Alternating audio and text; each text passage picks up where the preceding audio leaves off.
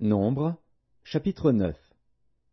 L'Éternel parla à Moïse, dans le désert de Sinaï, le premier mois de la seconde année après leur sortie du pays d'Égypte. Il dit, que les enfants d'Israël célèbrent la Pâque au temps fixé. Vous la célébrerez au temps fixé, le 14e jour de ce mois, entre les deux soirs. Vous la célébrerez selon toutes les lois et toutes les ordonnances qui s'y rapportent. Moïse parla aux enfants d'Israël, afin qu'ils célébrassent la Pâque.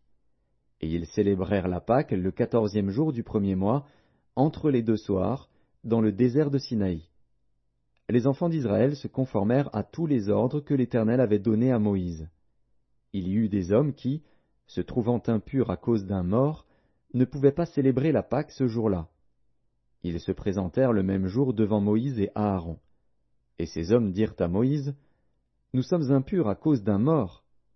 Pourquoi serions-nous privés de présenter au temps fixé l'offrande de l'Éternel au milieu des enfants d'Israël » Moïse leur dit, « Attendez que je sache ce que l'Éternel vous ordonne. » Et l'Éternel parla à Moïse, et dit, « Parle aux enfants d'Israël, et dis-leur, si quelqu'un d'entre vous ou de vos descendants est impur à cause d'un mort, ou est en voyage dans le lointain, il célébrera la Pâque en l'honneur de l'Éternel. C'est au second mois qu'ils la célébreront, le 14e jour, entre les deux soirs. Ils la mangeront avec des pains sans levain et des herbes amères.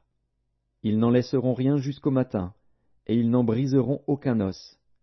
Ils la célébreront selon toutes les ordonnances de la Pâque.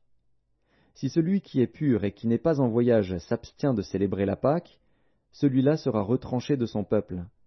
Parce qu'il n'a pas présenté l'offrande de l'Éternel au temps fixé, cet homme-là portera la peine de son péché. Si un étranger en séjour chez vous célèbre la Pâque de l'Éternel, il se conformera aux lois et aux ordonnances de la Pâque. Il y aura une même loi parmi vous, pour l'étranger comme pour l'indigène. Le jour où le tabernacle fut dressé, la nuée couvrit le tabernacle, la tente d'assignation. Et, depuis le soir jusqu'au matin, elle eut sur le tabernacle l'apparence d'un feu. Il en fut continuellement ainsi. La nuée couvrait le tabernacle, et elle avait de nuit l'apparence d'un feu. Quand la nuée s'élevait de dessus la tente, les enfants d'Israël partaient, et les enfants d'Israël campaient dans le lieu où s'arrêtait la nuée. Les enfants d'Israël partaient sur l'ordre de l'Éternel, et ils campaient sur l'ordre de l'Éternel.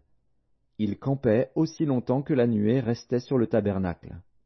Quand la nuée restait longtemps sur le tabernacle, les enfants d'Israël obéissaient au commandement de l'Éternel et ne partaient point. Quand la nuée restait peu de jours sur le tabernacle, ils campaient sur l'ordre de l'Éternel, et ils partaient sur l'ordre de l'Éternel. Si la nuée s'arrêtait du soir au matin, et s'élevait le matin, ils partaient. Si la nuée s'élevait après un jour et une nuit, ils partaient. Si la nuée s'arrêtait sur le tabernacle 2 jours, ou un mois, ou une année, les enfants d'Israël restaient campés, et ne partaient point. Et quand elle s'élevait, ils partaient. Ils campaient sur l'ordre de l'Éternel, et ils partaient sur l'ordre de l'Éternel. Ils obéissaient au commandement de l'Éternel, sur l'ordre de l'Éternel par Moïse.